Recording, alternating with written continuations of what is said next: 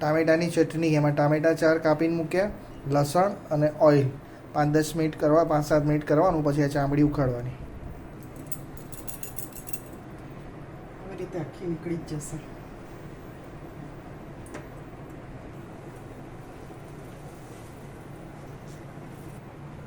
હવે તે પકડીને ખેંચી લેવાની. થોડી તકલીફ પડી શકે. ડુંગળી મરચાં નાખી દેવાના ઉપર. ને પહેલા આ ક્રશ કરીને નાખવાના, પહેલાં નહીં નાખવાના. ક્રશ કરો.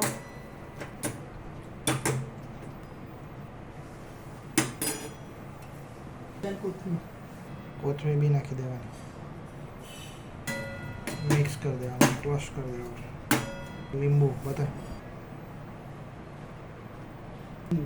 4 ટામેટા હોય તો અડધું લીંબુ નાખી શકાય. મરીનો પાવડર નાખી શકાય. થોડુંક મીઠું નાખી શકાય. બાફતી વખતે નાખવાનું કે અત્યારે નાખવાનું? મીઠું બહુ નહીં નાખવાનું, ખારું થઈ જાય ચપટી, એકદમ નોર્મલ કરતાં ઓછું. રેડી થઈ ગયું. કચુંબર એક ટાઈપનું, ચટણી કહો, કચુંબર કહો, ટામેટાનું અલગ ટાઈપનું.